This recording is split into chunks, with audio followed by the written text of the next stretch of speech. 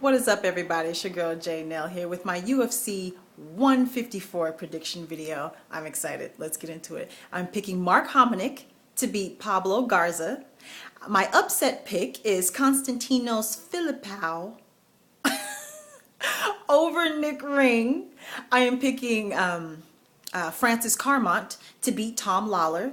The co-main event features Martin Kampmann versus Johnny Hendricks. Now let's break this down.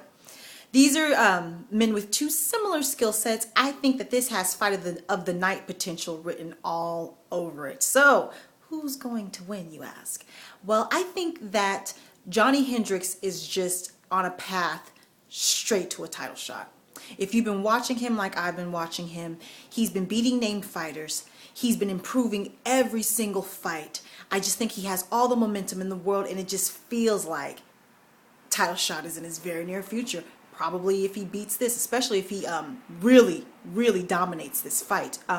Also, I think that Johnny Hendricks is physically stronger than Martin Kampmann.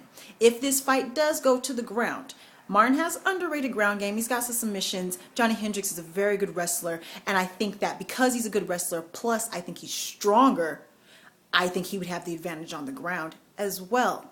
I think this fight will stay standing. They're going to try to knock each other out, and I'm calling it for Johnny Hendricks. I just think a title shot is in this boy's future, man.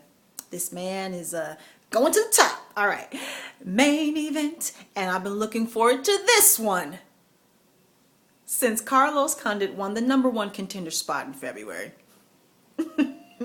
Yes, I know he's the interim championship, but in my eyes, he's the #1 contender. Okay, I get it. You can't have a weight division without a champion. Has to be championship fights. However, he never defended the belt, not once. So what was the point? Tell me why that couldn't have been a #1 contender fight, seeing as how he never defended the belt, not even once. Not due to any of his own fault, poor planning or injuries or whatever. Fact remains, that should have been just a #1 contender match.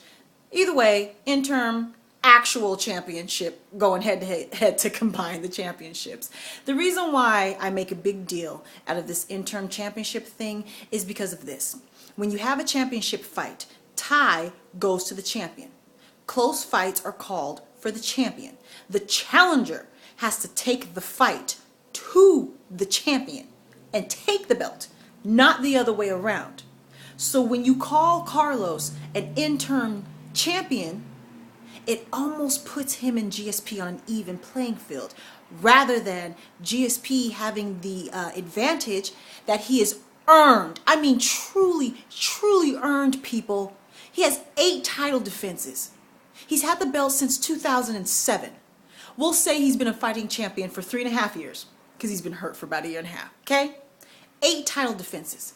He's earned that championship advantage. And this is why the whole interim championship thing bothers me so much, because it kind of takes that away. I don't like that he feels like he has something to prove. In an interview, he said he's seen the tape, he's heard the rumors, he's heard the talk. He knows people think he's boring. So he's going to try to change that. And I say, is this the time to take a risk, GSP? The last time you lost was what? Coming back from an injury. First fight back from an injury, lost to Matt Serra. I really wish GSP would have took some sort of a tune-up fight in between this. Carlos Condit is very good, okay? I like Carlos. I just don't like him getting the championship this way. I don't like the interim crap. That's my only issue. It's not Carlos. I like Carlos. He'd be fighting GSP for the belt anyway. If GSP never got hurt, he'd probably still be fighting him right now, okay? So again, no tune-up fight. How fight ready is that injury? It worries me. Nothing compares to fight night, to that adrenaline. You can have all the sparring partners in the world. None of them are Carlos Condit, who's very good. So nervous, however, calling it for GSP. I really hope he makes a statement and gets his belt back. You see what I'm saying? Gets his belt back. He's a champion. Go GSP. All right, that brings up the injury thing again. I've talked about injuries before. Strikeforce is now done. This will be the last pay-per-view at the end of the year due to the injuries. So something's got to be done. We got to talk about this. What's going on with the injuries? We've got events being canceled, fights changing. That last pay-per-view in Brazil was supposed to have Jose Aldo as the main event, not Anderson Silva. Okay? Something has to be done. I don't think you can regulate training. I think that would be just too hard to do. But maybe you can start monitoring the injuries. See if maybe the major injuries are stemming from minor ones that are left untreated, or where fighters are coming back a little bit too early. Maybe force them to take more time off when they get injured, even though they feel like they're ready. I don't know. I don't know. Give me your suggestions. Okay, Strikeforce is done. So where are the ladies going to go? Where the chick MMA fighters going to go? Well, apparently they're coming to the UFC. Misha Tate tweeted that she just signed a contract. I have not been able to confirm Miss Ronda Rousey yet. Her manager said 2 days ago that they have not signed a contract or any kind of bout agreements at all. She's still under contract, or she's still under her Strikeforce contract. So I think they're just negotiating money. I truly believe that she's coming to the UFC. However, I have not been able to confirm that she's signed yet. You let me know if she's signed.